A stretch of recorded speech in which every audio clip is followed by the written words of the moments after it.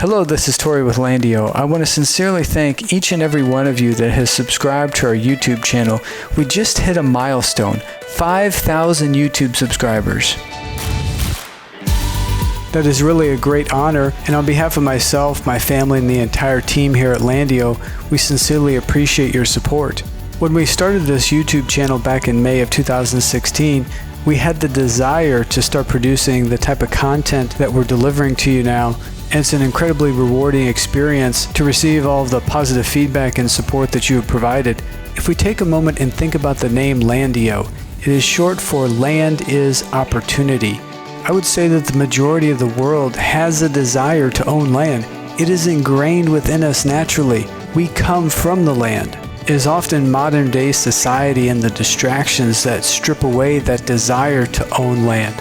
For those with the dream of owning land, the land itself is not the end destination point. It is simply the beginning. When you think about purchasing a property, you think about what you're going to do with the property, the experiences that you're going to have, the memories that you're going to create. Maybe it's to leave a legacy, something for your children and grandchildren. Maybe it's for retirement. Maybe it's for vacation or recreation, hunting, hiking, or horseback riding. Maybe you want a place to ride your dirt bike, quads, and ATVs. Maybe you want to go out and shoot your guns or have a place to call your own.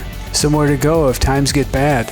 Maybe you want to live off the land. Maybe you want to start a business. And that is one of the reasons why we produce these videos. This whole Land is Opportunity series that we're producing is to show you people that are successful where land plays a vital role in their business. For each of these entrepreneurs that we featured here, there was a point in time when their current success was just a dream, a vision, and they went for it, they took action. They learned along the way and they continued pursuing success. Maybe you're one of these people and you have achieved success in a business where land plays an important role. If that's the case, we'd love to hear from you. Our mission at LANDiO is to give land a voice. We connect great stewards with our properties so that they can realize their dreams. And we are helping new people realize their dreams every day. And I'll provide you just one recent example. Camille from Georgia purchased a property from us in December of 2018. The property is in Colorado and Camille lives in Georgia. She was almost 1,700 miles from the property. She did not go visit the property before she purchased it. She purchased the property sight unseen. And although she purchased the property without actually going there, she did not purchase it blindly.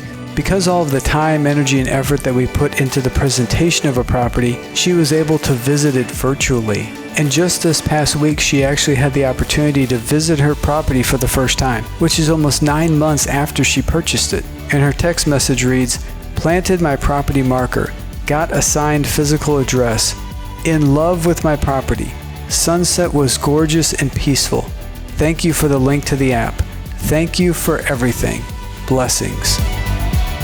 And that right there is the reason why we put so much time, energy, and effort into the presentation of a property. And also why we ask for your support. We ask you to please share our properties and our videos and our website with everyone that you know. Because the more people that we reach, the more dreams we can make come true. And this is our destiny. God is in control, and that is continuously revealed to us through the conversations that we have with our customers. And what you see before you now is generations in the making. If any one of a long series of events would have not taken place, the high probability is that there would be no LANDiO, and a lot less dreams fulfilled. We have countless customers that purchase property from us and tell us that they had been looking for years, and it wasn't until they found LANDiO that they found a property that fulfilled their needs. And that is truly a great honor. We take that very seriously. And I want to share a little story with you. Back in 1976, when I was in my mother's womb, this is where my mother and father lived. Probably less than 200 square feet. There was no running water, and our bathroom was an outhouse. My father really wasn't interested in fancy homes. He loved the outdoors, he loved land, and he owned a lot of it. At one point, he had nearly 10,000 acres in the state of Missouri, and this was mostly heavily wooded timberland. And this right here is the property that that cabin was located on. And at that time, none of these buildings or improvements were here. While they were living in that cabin, they were actually building this home right here. And then after I was born, this is where we lived. If you've watched one of our property videos, you'll know that we use these interactive maps. If we turn on the topographic layer, this will give you an idea of the lay of the land.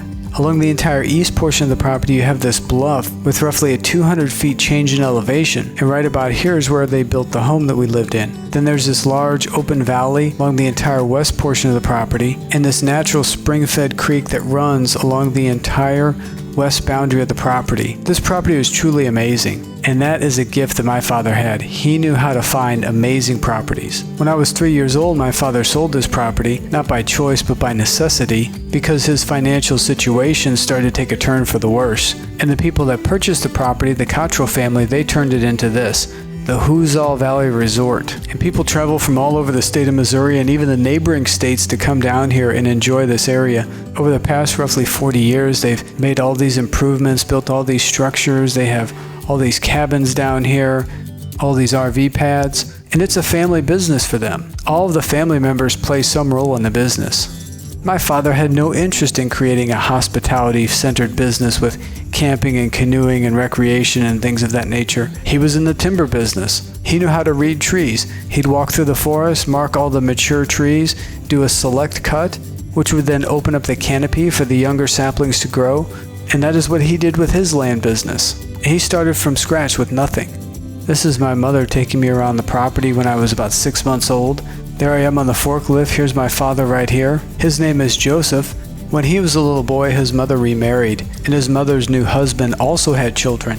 And he decided that he didn't have enough money to feed all these children. So my father's mother took my father and his brother James and dropped them off in an orphanage. I believe he was around 6 years old at the time. Can you imagine the effect that it has on a young child? And that orphanage was not a peaceful place. He told me stories about it. And he was a little guy, so he got picked on. And then he went into the military and he served in the Korean War. And he saved his money. When he came back from the Korean Wars, when he bought his first property. He harvested the timber, took that money, bought more land, harvested the timber, took that money, bought more land, and continued to expand his holdings. He also had a recruiting business. They would place professionals like engineers and doctors with employers, and the employers would pay my father's company a handsome reward for finding a qualified candidate for them. And back in the late 70s, when I was about 3 years old, on January 16, 1979, the Shah of Iran was overthrown, and the Ayatollah Khomeini came to power. He cut Iran's oil production and reduced shipments of crude to the United States. Gasoline prices soared, and the American economy plunged into recession. The recession brought double-digit inflation and sent interest rates soaring to up to 20%. Could you imagine what would happen if interest rates went to 20%? The housing market came to a screeching halt, which killed the demand for lumber.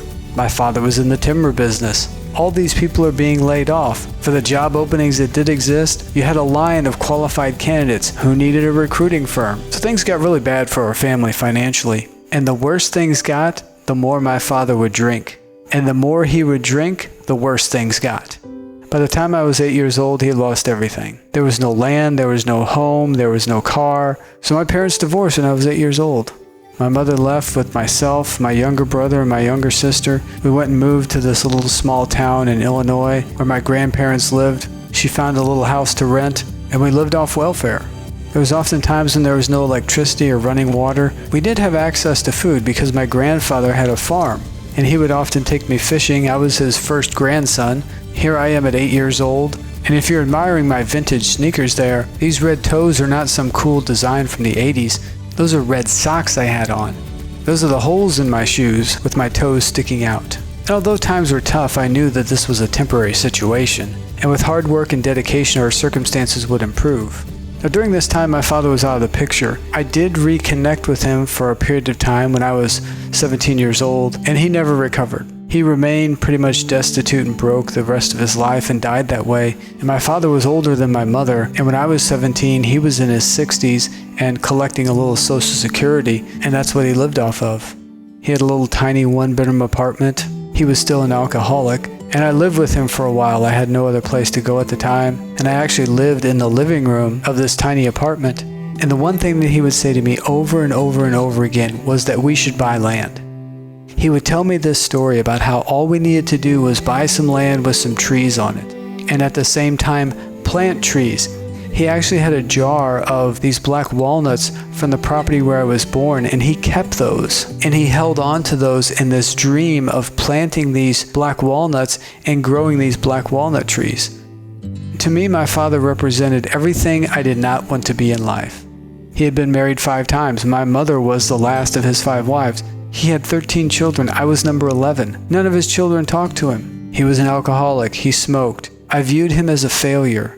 All the motivational and inspirational books I had read and listened to on tape would talk about not taking advice from a failure, not taking advice from a quitter, and I looked at my father as a quitter, as a failure. He gave up on his dreams a long time ago. And here's this person that I see as a failure, as a quitter, and he's telling me that I should buy land. If anything, that solidified in my mind that there was no way I was going to buy land. I wanted to have nothing to do with it. Yet he would sit with these brochures of these properties. Some of these were 20 years old. This was in 1994 when the internet was just beginning, and these brochures would have maybe one little black and white thumbnail and a couple paragraphs, and he would just look at these things over and over and over again. And I got out of there as soon as I could. I traveled around the country seeking success, trying to find what my purpose was. During this period of time, even though God was in my life, I wasn't acknowledging Him, I wasn't praying to Him, I wasn't worshiping Him, and I had some very challenging experiences. I moved to Chicago in June of 2001, and then boom, 9/11 happens. That changed a lot of things. Around 2006, I started to develop an affinity for Texas, and I made up my mind that I was going to move to Texas one day, and that when I did, I was going to meet a real Texas woman, and that she would become my wife. And through a series of events, I ended up in Los Angeles, California after the mortgage and real estate collapse of 2007-2008. I had just started a marketing firm and I was trying to obtain my first paying client. I'd done a lot of pro bono work to show the quality of what I could do, and someone introduced me to the owner of an energy company in Houston who was in the need of the type of services that I offered. And they flew me down to Houston to meet with them. At this point, I had very low expectations and I almost went reluctantly. When I went from the airport to the energy company's office, they had the whole top floor of this office building in downtown Houston. This private elevator took me to the top floor of the building, and the first thing you see is the reception desk. So I walked to the reception desk and introduced myself, and this beautiful young lady was the first person I met there. Her name is Natalie, and in less than a year she became my wife. And she is a Texan, born and raised. And both her father and grandfather were farmers. So we both have this close relationship with land in our DNA. In that energy company, they became my first paying client. And shortly thereafter, Natalie introduced me to a gentleman named Tommy. Tommy is a successful businessman, and he was just about to open a movie studio outside Austin, Texas. And he needed help with marketing. And he became a client and a friend and a mentor. And as I got to know him, he told me stories. He was from Missouri, just like I was from Missouri. He and his brother came down to Texas as young men with about $26 to their name. And he went on to build a fortune. And his favorite investment is land. Here I was presented with this completely different perspective. All my life I had associated land with my father and failure. And now there's someone that I looked up to and admired, and he found success with that same vehicle. And I realized that my father had given me the answer. But I discounted the message because of the messenger. And at that point, the seeds that were planted in me when I was a young boy started to grow. And that was the beginnings of LANDiO. There is an infinite amount of things that could have happened at any step along the way that would have created a completely different outcome. But as my wife likes to remind me, God is in control. And today we have 2 beautiful, happy, healthy children, and a third on the way. Our children are involved in our business. We're raising them up to be a part of LANDiO. We talk about it every night at the dinner table. This is multi-generational.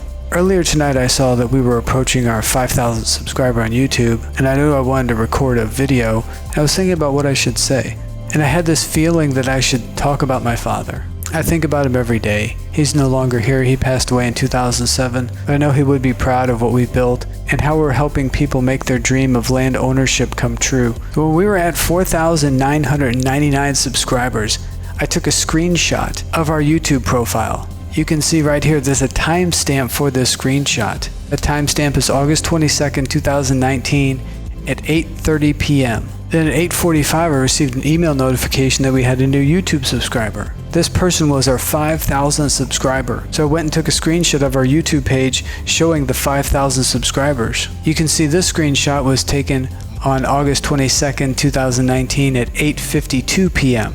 So I went to my email to look who this 5,000 subscriber was. At that moment, a sense of peace and joy came over me when I saw the name on the profile. James Watson. James is a brother that was dropped off at the orphanage with my father. James died many years ago. You can see here this email was received on August 22nd, 2019 at 8:45 p.m. That screenshot of the 5,000 subscribers was taken at 8:52. So James Watson is our 5,000 subscribers. So thank you, James Watson. Say hello to my father for me. People will refer to occurrences like this as a God wink. Think of all the people that could have been the 5,000 subscriber. There are 2 billion active YouTube users. Of all the people it could have been, it ends up being James Watson. Now, I don't know this person. I've never seen this profile before in my life. And when we zoom in, you can see it's like an old black and white photo. Looks like something from the 50s or 60s. I just wanted to share that story with you, and hopefully you find this entertaining. And again, we sincerely appreciate your support. We ask that you please subscribe to our channel and share our videos with everyone that you know. We have some really exciting things coming over the next year, and we are so grateful to have you as part of our LANDiO family. Thank you, and may God continue to bless you and your family in all areas of your lives.